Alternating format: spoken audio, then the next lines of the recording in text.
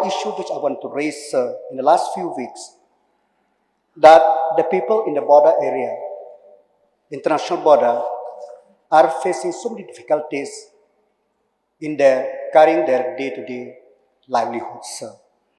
As per mandate by the law, the border security force are constantly monitoring the cross-border trade or other illegal activities. But in the midst of performing their duties, since numerous checkpoints have been set up deep inside the state, people living on the border face difficulties, be carrying of essential commodities, be carrying of agricultural produce in the border area, because the border security force every now and then raise objection even for carrying of essential commodities like sugar, rice, etc. And many of the time, agricultural produce and essential commodities have been confiscated and cases have been filed with the Custom Department. We are here not to defend the people who are doing illegal things, but to protect the genuine people who are carrying on their livelihood. So, because as we know, Dauki market is near the border, and Muktapur market is near the border, and this market, they bring all the commodities from Shnong, Guwahati, etc. But since the checkpoint of border security be near Pongkung, near Umsem, before reaching Dauki, so people carrying the commodities to Dauki, they face difficulties, and many a times, due to miscommunication, etc., that the people face undue harassment. And the same with Muktapur market, people are bringing the commodities from Jawai and Marem, but before reaching Muktapur, their goods have been confiscated or charged as being for smuggling.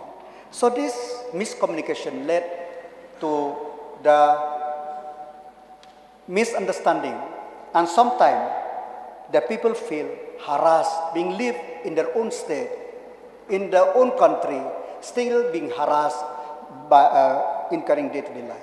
On the road from Muktapur till Lahkmen, run on the border with Bangladesh. So people traveling in this road in the last few weeks, face so many questions or difficulties to carry, as I said, even food essential item or agricultural produce. So the best way to solve this issue, I urge the government that for any item being seized, so in the first instance, the committee should be formed where SDO, civil or magistrate, EAC concerned should be the chairman, and member may be from the BSF and custom and the village, so that to identify whether these goods are really meant for smuggling or for the needs of the people, so that before filing the case or case filed in the custom. So this issue need to be looked into so that the people of border village could feel secure and have the sense of belonging. Number two, sir, in the corner address, we have seen that the central jail is being proposed to be set up in New Shnong. So New Shnong is a new township.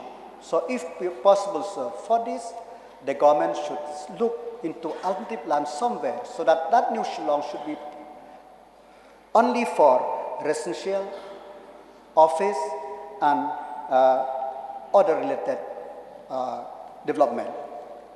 And number three, sir, regarding education, sir, I urge the government, because this year the government of India have withdrawn the Maulana Azad Fellowship Scheme, which helped the eligible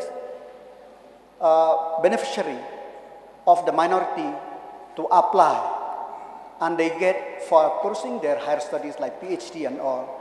But since the scholarship have been withdrawn by the government of India, so I urge the government to urge the central government to continue with this scheme, at least for the northeastern region, so that the people of this area, the minority students, could benefit from this scheme.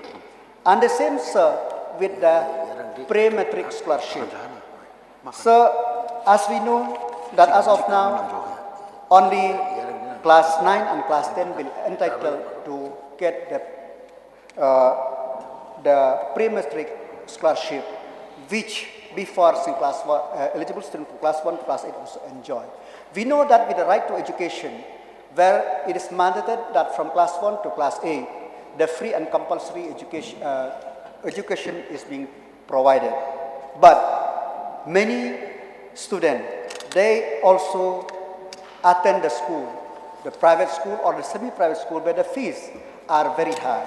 So I urge the government that to follow up with the Ministry of Minority Affairs in the Government of India to continue with this 2 scholarship scheme for the benefit of the minority student. And the last point, sir, which I want to say that regarding agriculture, sir, we have seen that in Meghalaya, especially the southern slope of Meghalaya from Ratachara till Garo Hills, where many people, they depend their livelihood on areca nut. And people find very difficult to transport areca nut to outside the state as a supply. So I urge the Agriculture and Horticulture Department to look into how the marketing of areca nut, especially supari, to the other part of the country could be facilitated for the AC movement, for the increase of the income of the people, of the farmer of the rural areas.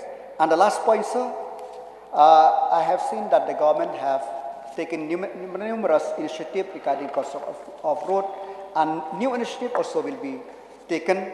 So I request in the new budget, if the government propose that all this wooden or timber bridge, which is very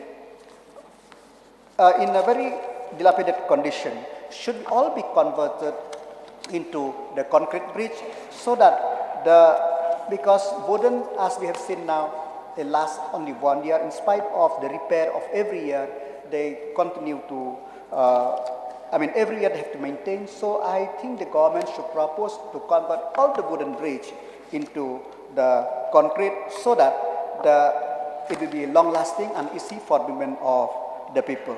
With these few words, sir, I conclude my speech. I'm thankful to the Honorable Governor for addressing the House